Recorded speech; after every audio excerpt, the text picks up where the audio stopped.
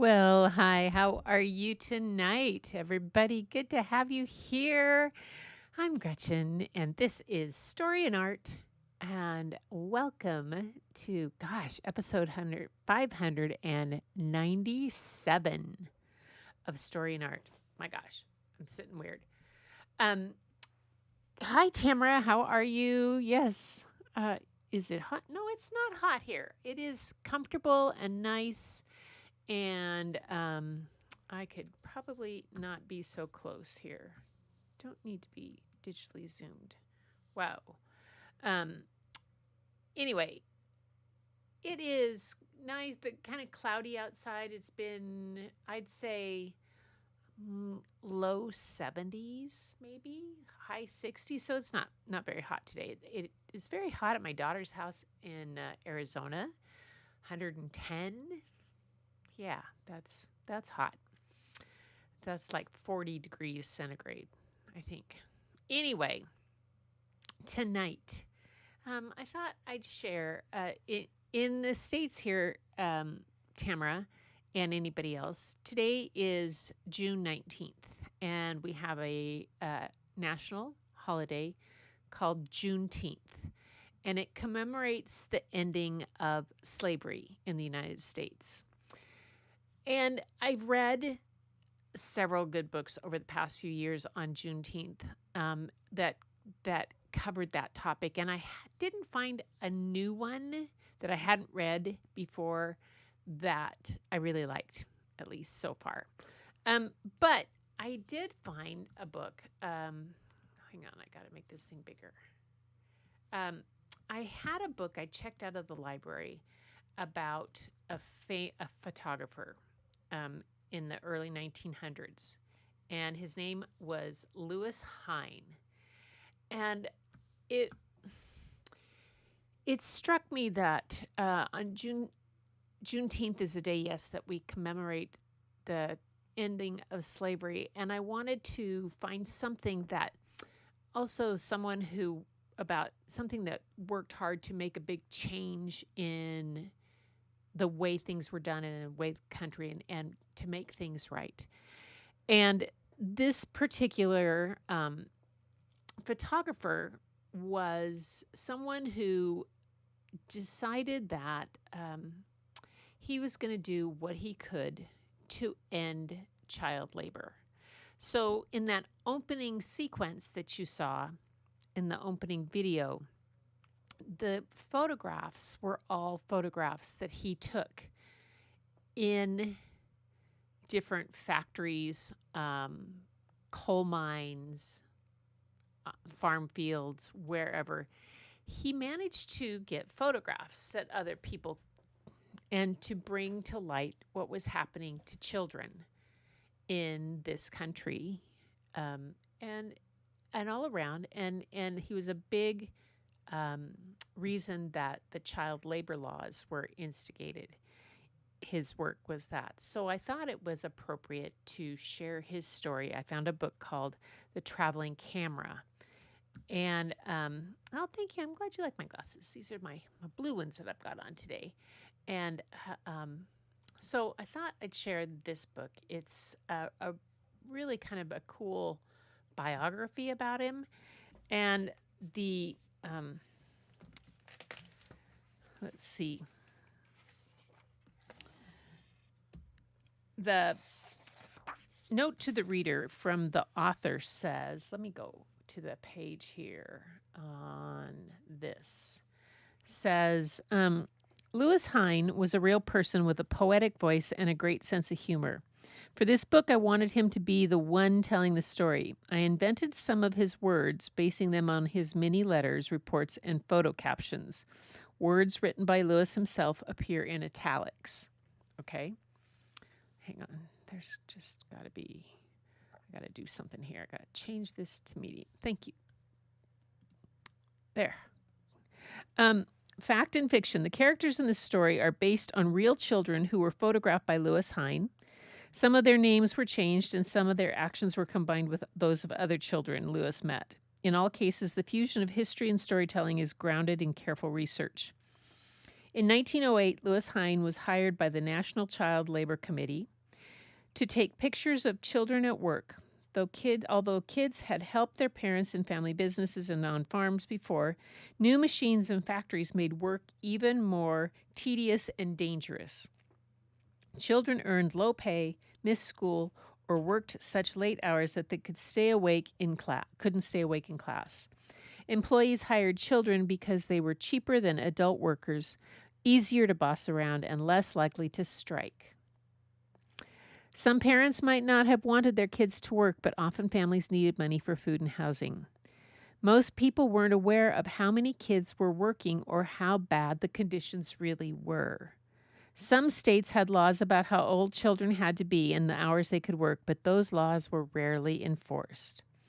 Louis thought that if people could see the children working, it might spur Americans to demand change. He traveled the country, taking pictures and detailed notes, including names and ages. He interviewed children, employers, family members, and teachers. He sometimes disguised himself to sneak into factories, mines and mills and fields. He pretended to be a Bible salesman or a postcard salesman or a photographer taking pictures of the machinery. He traveled with a witness to strengthen his claims. He took thousands of photographs, which were published in magazines, books, and pamphlets, and shown in exhibitions. As a result, more states passed or improved laws to limit child labor, to enable more children to go to school, to raise the ages at which they could work, and to improve workplace conditions. Eventually, federal child labor laws were passed. So that was what son. He called the photos. So you've probably seen many pictures of yourself, family, and friends. You may even have your own photos using the tiny cameras on mobile phones. These devices are very different from the cameras in the early 1900s. Louis's camera was big and required about 50 pounds of equipment. His early pictures were taken with a box-type camera, a bulb shutter, glass plate negatives, magnesium flash powder, and a wooden tripod, flimsy and unreliable in a pinch. To take pictures, he first had to decide if he wanted a vertical or horizontal shot. A horizontal one meant that he had to unscrew the box and turn the entire camera on its side. He focused the lens and prepared the flash pan. Finally, if his subject had stayed put, Louis ignited the flash and opened the shutter. When the flash powder went off in a small explosion, it sometimes showered sparks over everyone. Louis had never used a camera before becoming a school photographer. I'd never taken a picture in my life, much less shot off flash guns. What amazed me was that I didn't blow the town up. Photography was so uncommon at the time that many of the people Louis photographed had never had their picture taken before. Louis called his photographs Hinegraphs. Yeah. So that's the story I'm going to read about him. It is called The Traveling Camera, Louis Hine and the Fight to End Child Labor. Oh my God. Paint marks all over the back. Here's a picture of him. He was born in 1874 and died in 1940. He was teacher, photographer, and champion of children everywhere. He traveled the United States in the early 20th century, taking pictures of children working under harsh conditions. His photographs attracted national attention and assisted in the passage of child labor laws. There are two things I wanted to do. I wanted to show the things that had to be corrected, and I wanted to show the things that had to be appreciated. Louis Hine, 1939. The Traveling Camera. It's by Alexandra S.D. Heinrichs and illustrated by Michael Garland, and I'll show you a little bit about them at the end of the story. And the illustrations are really, they're very much period piece type to represent what photographs would have kind of been like back then. But then there's also this beautiful type of, let's see, it can't tell. The illustrations are done. They're very different than a lot of Michael Garland's other work. I remember Hein's work is in italics. If I could tell the story in words, I wouldn't need to lug a camera. But a picture speaks its own language. One most folks, young and old, understand. A picture tells a big story in a small space, can shine light in a shadowed place. So I carry a camera, a heavy load for a featherweight to tote. And my camera carries hope.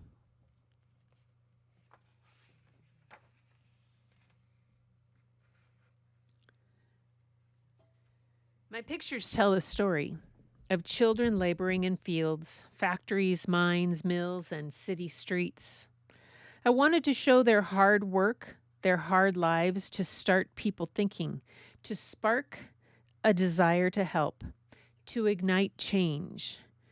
I aim to show something else too, their spirit, because the human spirit is the big thing after all.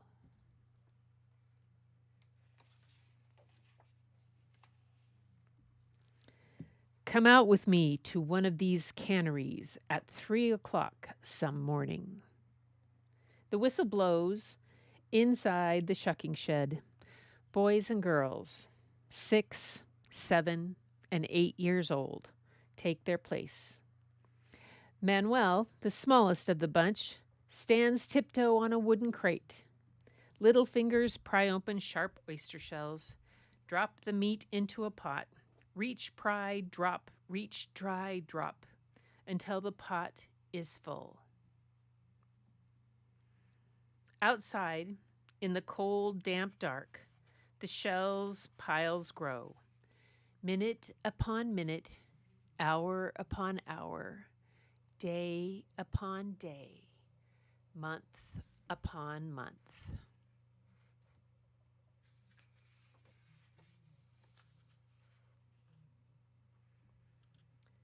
From the cannery to the cranberry bog. At first, the morning is fresh and nature full of beauty. Melly watches, Ma and Pa and big sister Millie, gathering glistening berries. The family needs as many hands for as many pennies as possible. Millie picks, picks, picks, back bent all day, straightening only for a hasty haul to the bushel man, till the sun begins to scorch and the fun in the task shrivels. I turn to leave, feel a tug on my sleeve. Melly asks me to take a picture of her dolly.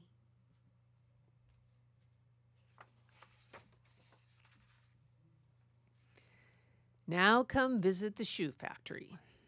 Hear the factory bell?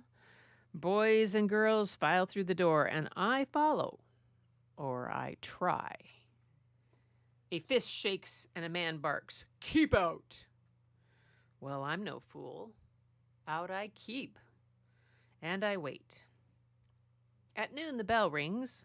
The door bangs open, and Charlie and Willie burst through. Harry halts to hold the door.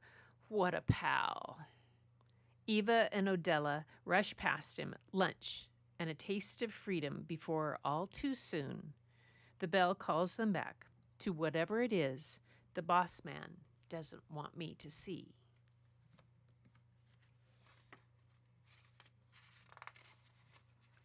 Yes, the visual layout is beautiful. Next time, I'm ready for sneak work. A pad and pencil are in my pocket for scribbling one-handed notes in secret. I'm fixing to write down facts so people will believe what their eyes don't want to see. I've measured from floor to each button of my coat to reckon heights and ages. I've invented a waterproof, non-sinkable reason in advance to outwit the guardians I'm up against.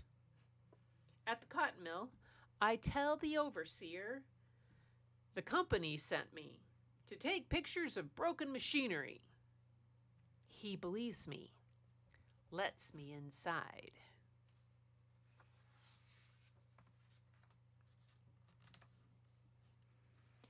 Rows of bobbins whir. Cotton fluff coats the ground, floats through the air, lands on the hair of a girl before me. Hattie, 3 buttons tall. I ask, "How old are you?" A pause.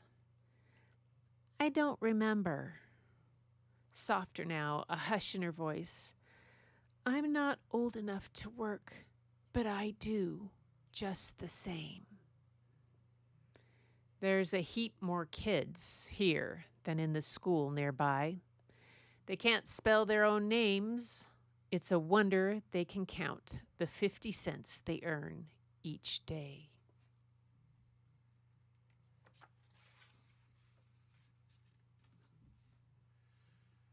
Over here, outside the mine, coal and coughs rattle.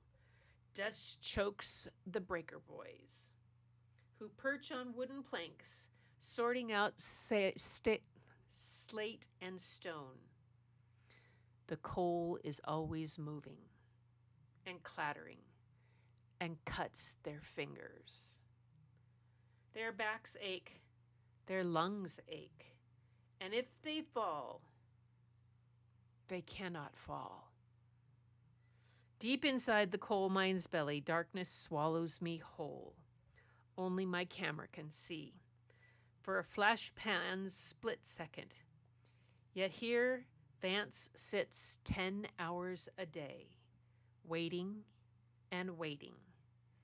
When he hears a coal car's clunking approach, he opens the door, lets the car through, then waits some more.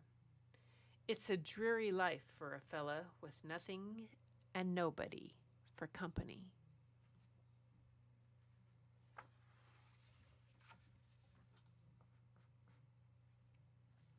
Up and down city streets, shoppers and diners waltz around, newsies, bootblacks, and peanut sellers without missing a beat. I spied Joseph, 7 years old and only 2 buttons tall. "Extra, extra, read all about it."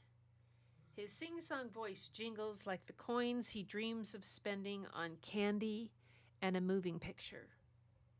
An orange in the gutter, not a stone's throw away, will have to do for his supper.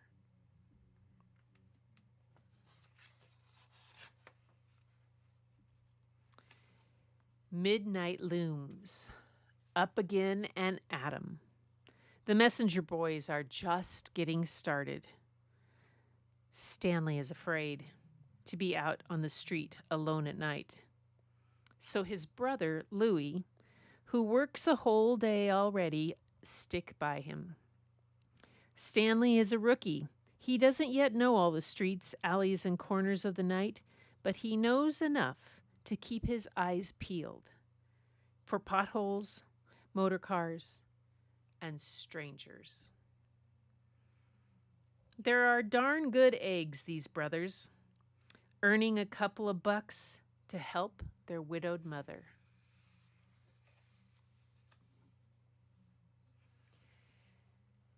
Graveyard shift at the glass factory. Furnaces glow like a dragon fire, and just as hot, too. Howard runs, not for play, but to get that bottle into the oven, pronto, carrying molten glass at breakneck speed. He's paid by the piece. Don't drop it, don't drop it, don't drop it. 3 years in the glass house, and no chance for promotion yet. Howard's shift ends at 3 in the morning. He has a crying need for sleep, but the trolley home won't run till 6. He curls up in a corner and shuts his eyes.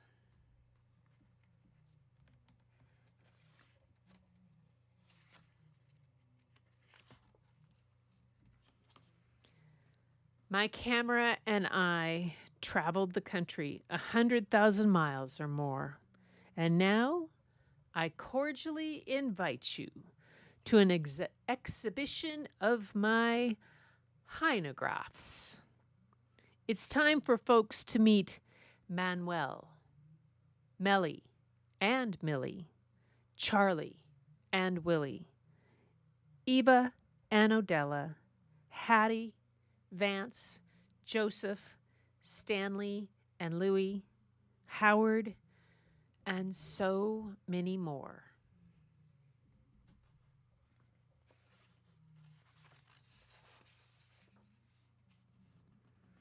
Perhaps you are weary of child labor pictures. Well, so are the rest of us. But I propose to make the whole country sick and tired of the whole business.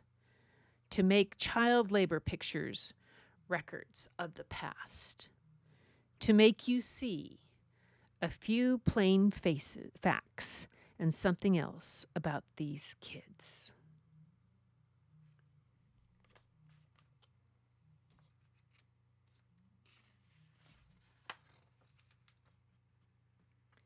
Their spirit. That's the big thing, after all. New child labor laws sends many youths back to school.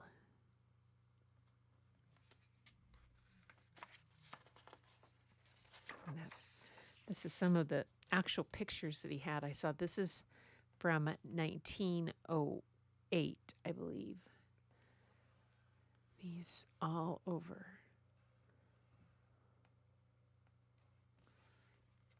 The pictures that he took. Pretty amazing.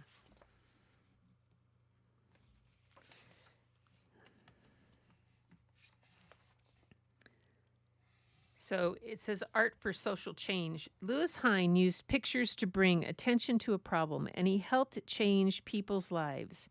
You can find examples of art inspiring social change around the world. The AIDS Memorial Quilt began in 1987 as a way to educate people about HIV and AIDS. It was displayed on the National Mall in Washington, D.C., and today it contains more than 48,000 handmade panels and weighs almost 55 tons. In Berlin, Germany, Ai Weiwei created an art installation using 14,000 life jackets to raise awareness about the plight of refugees. Many people have created artworks to support the Black Lives Matter movement, making paintings, posters, clothing, street murals, and more. How would you use art to make people pay attention to something important? Just love this. The work he did. He got married in 1904.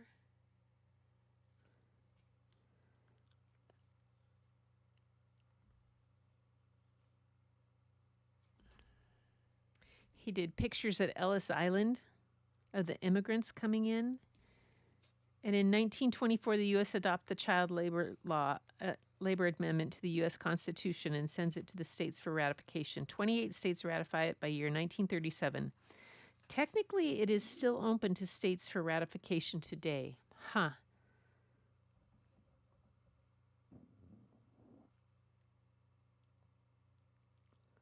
Yep. And more of his work. So cool. I love this book because it has that mixture of the actual photographs that he did and the kids and whatnot.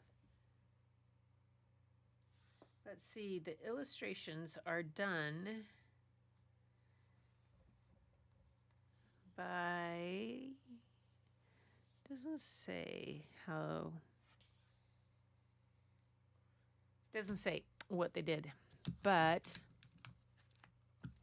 hi Linda, how are you? Anyway, that was the traveling camera, And it is by this lady right here, Alexandra S.D. Henricks is a poet and award-winning author of fiction and nonfiction children books. She's represented by Stephen Fraser. She's loved playing with words ever since she first met them. Her works have won Maine's Lupin Award and Wisconsin Outstanding Achievement Award. That's what this book had. As other recognitions, they've also been featured on news outlets such as ABC Morning News. A former librarian, historical researcher at American Girl, and children's bookseller, Alessandra is now the children's book editor at Island Port Press. She earned MAs in the United States History and Library and Information Studies from the University of Wisconsin-Madison. Did undergraduate at Colgate University. She's also lived in New York, Thailand, and Wisconsin. She now makes her home in Bangor, Maine, with her husband, 3 wild sons, 2 tame cats, and 1 curious tortoise. When she isn't buried in books, she can be found baking, hiking, kayaking, or playing board games. And here, I think this one goes back to here. Lobster Lady, I have that checked out to read to you guys. And I Am Made of Mountains is about national parks. All kinds of books that she's done. The pocketbook I haven't found yet.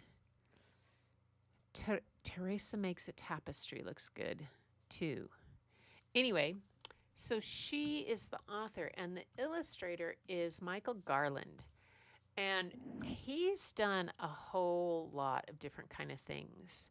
And you can see, like, his style is, for this book, was very different than a lot of his other kind of stuff, which was far more defined, but still had some similarities to it between this Candied Eggs on Grandma's Farm. We're Not Weird. This was a page I saw of his. Let's see, what's this? Widgets Go Walking. He's did the illustrations for Gloria Estefan's book. He's done books for James Pattison. Just a whole lot of different things. Icarus Swinebuckle.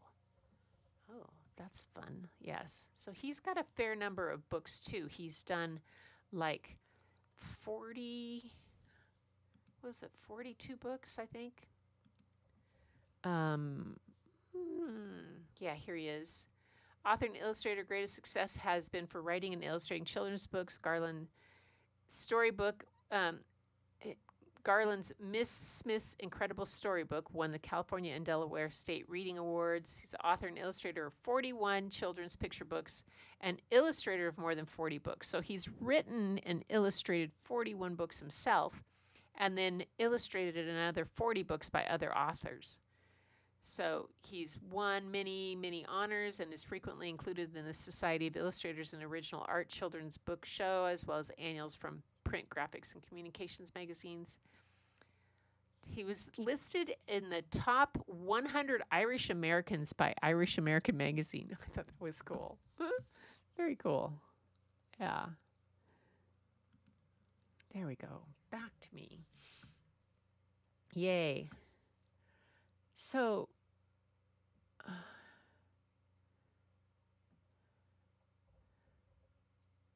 oh my God. Linda.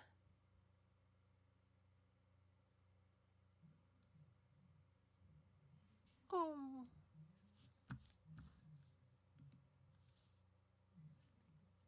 Oh, my friend. Oh, our heart goes out to you.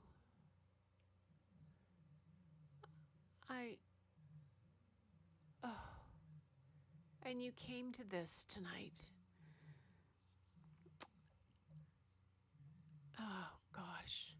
We're sad. By my side, we could be shameless.